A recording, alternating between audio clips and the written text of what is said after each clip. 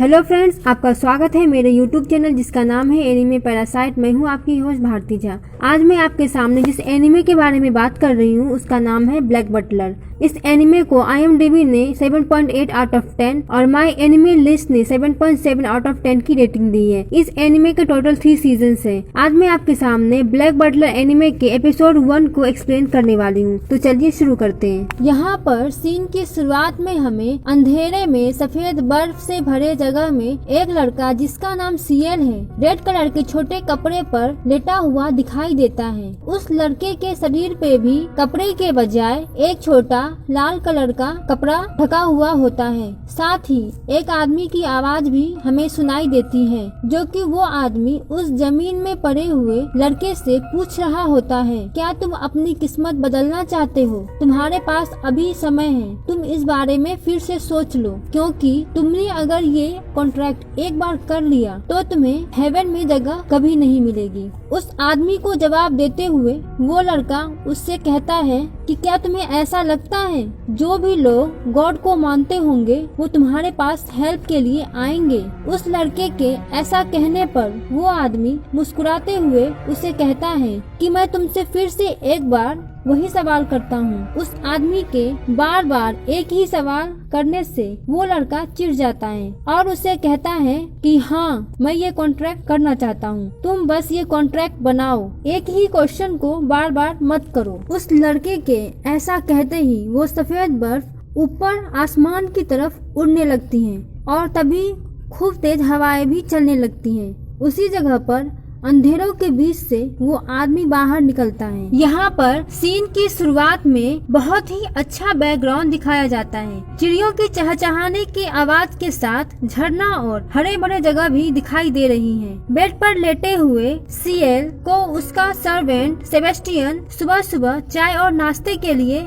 उसे उठाता है। सेबेस्टियन सीएल से कहता है कि आप जल्दी से नाश्ता कर लीजिए क्योंकि आज आपकी मीटिंग भी है। कुछ समय बाद आपको मिस्टर ह्यूग से भी मिलना है और साथ ही पोसीडन कंपनी के मिस्टर डामियानो भी नाश्ते के बाद आएंगे। वो लड़का अपने सर्वेंट से कहता है कि हाँ, वही है वो आदमी मैं जिसे इंडिया भेज रहा हूँ। तो सेबेस्टियन उसकी रिप्लाई में कहता है कि हाँ, मुझे बताया गया है कि वो आदमी इटालियन है, हम उसे बहुत ही अच्छी मेहमान नवाजी पेश करने की कोशिश करेंगे। उन दोनों के बीच बातें चलती रहती हैं। मैं आपका इंतजार करूंगा डाइनिंग टेबल पर, ऐसा कहकर सेबेस्टियन वहां से चला जाता है। जैसे ही सेबेस्टियन दरवाजे के पास जाता है, सीएल पीछे से उसके ऊपर एक एरो फेंकता है। बड़े ही चालाकी से वो उस एरो को अपने 2 उंगलियों के बीच पकड़ लेता है और पीछे की तरफ मुड़कर वो उससे कहता है कि माय लॉर्ड, हमें ये गेम बाद में खेलना चाहिए। सीएल अपने सर्वेंट को कहता है कि हाँ, शायद तुम ठीक कह रहे हो। इसके बाद सेबेस्टियन उस कमरे से चला जाता है। अगले सीन में सेबेस्टियन घर के सारे सर्वेंट को उनके कामों को अच्छे से करने के लिए कहता है। सभी सर्वेंट्स उसकी बात सुनकर अपने अपने काम करने के लिए चले जाते हैं। सीएल जब अपना लंच फिनिश करके सीढ़ियों से अपने कमरे की तरफ जाता है, उसकी नजर दीवार पर टंगे एक तस्वीर पर जाती है। वो उस तस्वीर को देखते हुए ऊपर की तरफ चला जाता है। जब सेबेस्टियन मेहमानों की खातिरदारी का मुआयना कर रहा होता है, तभी एक बेल की आवाज आती है। दरअसल वो बेल मास्टर सीएल द्वारा बजाया जाता है। उस बेल को सुनकर सेबेस्टियन तुरंत सीएल के कमरे की तरफ चला जाता है। घर के नौकर सेबेस्टियन के पीछे उसके खिलाफ प्लान बनाते हैं क्योंकि वो सभी उसके अंडर काम नहीं करना चाहते हैं। वो सभी सेबेस्टियन को मास्टर के द्वारा काम से बाहर निकलवाना चाहते हैं। सेबेस्टियन जब मास्टर सीएल के रूम में जाता है तो सीएल उससे कहता है कि मुझे बहुत भूख लगी है, मैं कुछ मीठा खाना चाहता हूँ। सेबेस्टियन मास्टर से कहता है कि आपको अभी कुछ नहीं खाना चाहिए क्योंकि रात में आपको मेहमान के साथ डिनर करना है। सीएल सेबेस्टियन से कहता है, मुझे कोई फर्क नहीं पड़ता, तुम अभी जाओ और मेरे लिए कुछ मीठा या आइसक्रीम ले आओ। सेबेस्टियन सीएल को ऐसा करने से साफ मना कर देता है। तभी मास्टर सीएल उससे कहता है ठीक है, अच्छा वो जो हॉल में तस्वीर लगी है। सेबेस्टियन रिप्लाई में जी हाँ मास्टर कहता है, तुम उसे तुरंत उतार दो। बहुत ही सीरियस होते हुए सीएल कहता है मैं सीएल फैंटम हाइप और अब से मैं इस घर का मालिक हूँ। मास्टर की बातों को सुनकर सेबेस्टियन मुस्कुराते हुए झुककर ठीक है माय लॉर्ड कहता है और वहाँ से चला जाता है। सेबेस्टियन जब मेहमानों की खातिरदारी का इंतजाम देखने जाता है तो वो ये देखता है सारी चीजें उधर उधर फैली हुई हैं और मेहमानों को आने में मात्र 2 घंटे का समय ही बचा है। और अब वो ये सोचने लगता है कि इतने कम समय में किस तरह से सारे इंतजाम किए जाएं। अब यहाँ सीन चेंज होता है। घोड़ा गाड़ी से उतरते हुए एक आदमी दिखाई देता है। दरअसल वो आदमी सीएल का गेस्ट डामियानो होता है। डामियानो को बाहर रिसीव करने के लिए सेबेस्टियन वहाँ मौजूद होता है। डामियानो वहाँ बने गार्डन के डेकोरेशन से बहुत ही ज्यादा इम्प्रेस होता है। कुछ देर बाद सेबेस्टियन डामियानो को घर के अंदर लेकर जाता है। अगले सीन में हम सीएल को डामियानो के साथ चेस खेलते हुए देख सकते हैं। साथ ही उन दोनों के बीच बिजनेस से रिलेटेड बातें भी चलती हैं। सीएल का बिजनेस पार्टनर उससे कहता है कि हमें अपनी कंपनी को बढ़ाना चाहिए और साथ ही उनके वर्कर्स को भी। आगे डामियानो सीएल से कहता है तो क्या आप मेरी हेल्प कर सकते हैं 12,000 पाउंड्स की। मुझे पूरा यकीन है माय लॉर्ड, आपके लिए ये सौदा यकीनन फायदेमंद होगा। इस सीन में हमें सेबेस्टियन किचन के अंदर आते हुए दिखाई देता है। वो सर्वेंट से पूछता है कि तैयारी कैसी चल रही है। जवाब में सर्वेंट कहता है हाँ मैं कर रहा हूँ, पर क्या इतना काफी होगा। सेबेस्टियन कहता है हाँ ये काफी है। तभी पीछे से एक मेड दौड़ती हुई आती है और कहती है सेबेस्टियन मुझे मिल गया। उसके हाथ में काफी सारे बॉक्स होते हैं। दौड़ने की वजह से सारे बॉक्स उसके हाथों से गिरने लगते हैं। सेबेस्टियन उन बॉक्स को गिरने से रोक लेता है। वो मेड घबराकर कहती है मुझे माफ कर दीजिए सेबेस्टियन, मेरा चश्मा टूट गया है इसीलिए मुझे कुछ दिखाई नहीं दे रहा है। सेबेस्टियन उस मेड से कहता है कि तुम्हें ध्यान देना चाहिए, आगे से तुम केयरफुल रहना। इसके बाद सेबेस्टियन उन सर्वेंट्स को उनके कामों के लिए शाबाशी देता है। साथ ही उन सभी को आराम करने के लिए कहता है और उन सभी को गेस्ट के सामने बहुत ही अच्छे से पेश आने के लिए रिक्वेस्ट करता है। सेबेस्टियन मास्टर सीएन के पास जाता है जहाँ पर सीएन अपने गेस्ट मिस्टर डामियानो के साथ बैठा हुआ होता है। सेबेस्टियन उनसे कहता है कि डिनर तैयार है। सेबेस्टियन की बात सुनकर डामियानो कहता है टोन गार्डन में डिनर, मुझे इस पल का बेसब्री से इंतजार था। क्या हुआ, चले माय लॉर्ड। यहाँ पर मास्टर सीएल और डामियानो के बीच कुछ बातचीत होती है।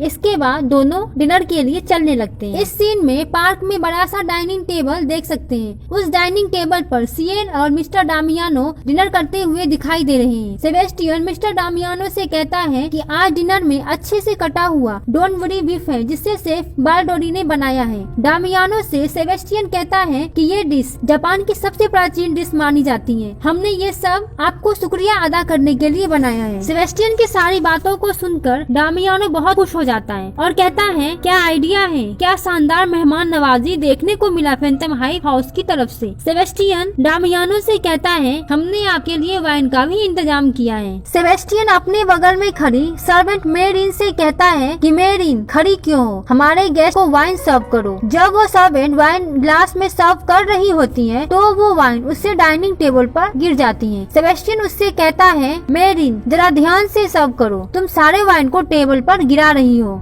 वाइन टेबल पर गिर जाने की वजह से टेबल कवर पूरा खराब हो जाता है। सेबेस्टियन बड़े ही चालाकी से बिना डामियानो को पता चले और कोई भी सामान बिना टेबल से खिसकाए उस टेबल कवर को बड़े ही आसानी से हटा देता है। सेबेस्टियन को ऐसा करते देख सारे सर्वेंट्स भी बहुत ही ज्यादा चौंक जाते हैं। जब डामियानो की नजर टेबल पर पड़ती है तो उसे वहाँ पर टेबल कवर दिखाई नहीं देता है। वो बहुत ही ज्यादा आश्चर्यचकित होकर पूछता है टेबल का कपड़ा कहाँ चला गया। उसके जवाब में सेबेस्टियन मिस्टर डामियानो से कहता है कि टेबल के कपड़े पर कुछ लगा था, इसीलिए मैंने उस कपड़े को हटवा दिया। आपको इस बात की चिंता करने की कोई जरूरत नहीं है। मैं आपसे माफी चाहता हूँ। आप आराम से अपना डिनर करिए। जोर से हंसते हुए डामियानो कहता है मैं डर गया था फैंटम हाइप। और वो साथ ही ये भी कहता है कि आपका बटलर यानी सेबेस्टियन काफी होशियार है। मिस्टर डामियानो को मास्टर सीएल कहता है कि सेबेस्टियन ने सिर्फ वही किया जो एक सर्वेंट को करना चाहिए। इसके बाद सेबेस्टियन भी मास्टर सीएल की बातों से सहमत होते हुए कहता है कि मास्टर बिल्कुल ठीक कह रहे हैं, मैं तो सिर्फ एक बटलर हूँ। अगले सीन में मास्टर सीएल अपने गेस्ट मिस्टर डामियानो के साथ एक कमरे में बैठा हुआ दिखाई देता है। मिस्टर डामियानो उनकी मेहमान नवाजी से अपनी संतुष्टि व्यक्त करता है। मास्टर सीएल उससे कहता है कि अब हमें कॉन्ट्रैक्ट के बारे में बात करनी चाहिए, लेकिन उससे पहले हमें अपने अधूरे छोड़े हुए गेम को खत्म कर देना चाहिए। डामियानो उससे कहता है जरूर, लेकिन मुझे एक और अपॉइंटमेंट में जाना है। सीएल उससे कहता है कि बच्चों को खेलने का शौक होता है, ये तो आपको पता ही होगा। मास्टर सीएल की बात सुनकर डामियानो कहता है क्या मैं आपका टेलीफोन इस्तेमाल कर सकता हूँ? रिप्लाई में सीएल कहता है हाँ जरूर, क्यों नहीं। जैसे ही डामियानो टेलीफोन करने के लिए कमरे से बाहर निकलता है, उसी समय गेट पर चाय का कप लिए सेबेस्टियन वहाँ आ जाता है और वो मिस्टर डामियानो से कहता है मैं आपके लिए चाय लाया हूँ। वो कहता है कि तुम चाय वहीं रख दो, मैं अभी आता हूँ। चाय मास्टर सीएल को पसंद नहीं आती है। वो सेबेस्टियन से कहता है कि चाय बहुत फीकी है और इसकी खुशबू भी अच्छी नहीं है। रिप्लाई में सेबेस्टियन मास्टर से कहता है मैं ये चाय हमारे गेस्ट मिस्टर डामियानो के लिए लाया हूँ। सीएल कहता है क्या ये इटालियन टी है? सेबेस्टियन कहता है कि इटली में लोग कॉफी को पसंद करते हैं, इसीलिए एक ताजी इटालियन टी मिलना बहुत ज्यादा मुश्किल है। ये आपकी पसंद की नहीं है माय लॉर्ड। मास्टर सीएल कहता है नहीं, मुझे कॉफी बिल्कुल भी पसंद नहीं है। इसके बाद सेबेस्टियन कहता है मैं पुडिंग तैयार करके लाता हूँ। तो वो कहता है हाँ, उसे फैंटम हाइव की मेहमान नवाजी के पूरे मजे लेने दो, जैसा आप कहे माय लॉर्ड। ऐसा कहकर सेबेस्टियन उस कमरे से चला जाता है। यहाँ पर हम देख सकते हैं कि डामियानो टेलीफोन पर किसी से बात कर रहा होता है और वो टेलीफोन पर कहता है कि क्रिस्ट, अब मैं इस बच्चे को नहीं संभाल सकता। वो अपने मुंह में सिगार को दबाए हुए कहता है कि मैंने इस फैक्ट्री को बहुत सालों पहले ही बेच दी है। मुझे अब सिर्फ और सिर्फ पैसे की जरूरत है। जब तक मैं यहाँ से निकल ना लूँ, एम्प्लॉयर्स वो सब जाए भाड़ में। जब डामियानो फोन पर बात कर रहा होता है, उसे ऐसा लगता है कोई सफेद चेहरे वाला डरावना सा आदमी उसके पीछे खड़ा है। वो बहुत डर जाता है, उसके चेहरे पर डर के मारे पसीने आने लगते हैं। फिर वो आगे फोन पर कहता है ये सब छोड़ो, मैं सारी फॉर्मेलिटीज तुम पे छोड़ता हूँ। जरूर तुम्हें कोई परेशानी नहीं होगी, क्योंकि आखिरकार वो तो एक बच्चा ही है। फोन पर अपनी बात पूरी करने के बाद वो सीढ़ियों के रास्ते ऊपर की ओर चलने लगता है। सीढ़ियों पर चलते समय उसकी नजर दीवार पर लगे तस्वीर पर पड़ती है। वो डर जाता है। उसे उस तस्वीर में लगे आदमी के चेहरे पर वही सफेद चेहरे वाला आदमी दिखाई देता है जो उसे नीचे फोन पर बात करते हुए अपने पीछे दिखाई दिया था। मिस्टर डामियानो बहुत डर जाता है। वो अपनी आंखों को मसलता है। वो सोचता है कि ये शायद मेरा वहम होगा और वो ऊपर चलने लगता है। तभी पीछे से कंकालों के लगे तस्वीर से उसे एक भयानक आवाज सुनाई देती है। कोई पीछे से उसे कहता है कि तुम्हारे ऊपर मुर्दों की नजर है। ये सब क्या बकवास है। इतना कहकर वो वहाँ से बिना रुके चला जाता है। उस पैलेस में काफी सारे कमरे होने के कारण उसे अपना कमरा ढूंढने में काफी दिक्कत होती है। तभी फिर से उसे आगे की तरफ अंधेरे से एक डरावनी सी आवाज सुनाई देती है। वो डरावनी सी आवाज उसे कहता है कि मर्डर की नजर तुम्हारे ऊपर है। अंधेरे से वही सफेद चेहरे वाला डरावना आदमी निकलता है। अपने सामने उस भयानक आदमी को देखकर वो बहुत ज्यादा घबरा जाता है। डर के मारे चिल्लाने लगता है और वहाँ से भागता है।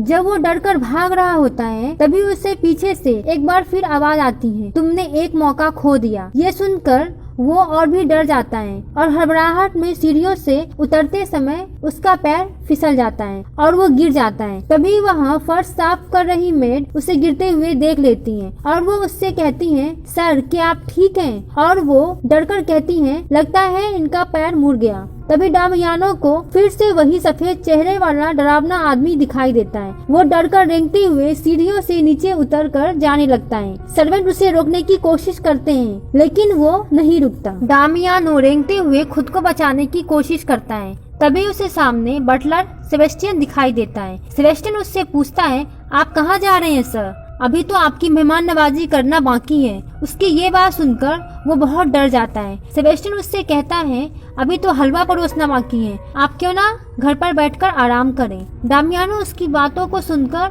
रेंगते हुए उससे दूर भागने की कोशिश करता है और सामने कमरे का दरवाजा खोलकर उसके अंदर चला जाता है। उस रूम के अंदर जाकर वो दरवाजा बंद कर देता है। वहाँ बहुत अंधेरा होता है।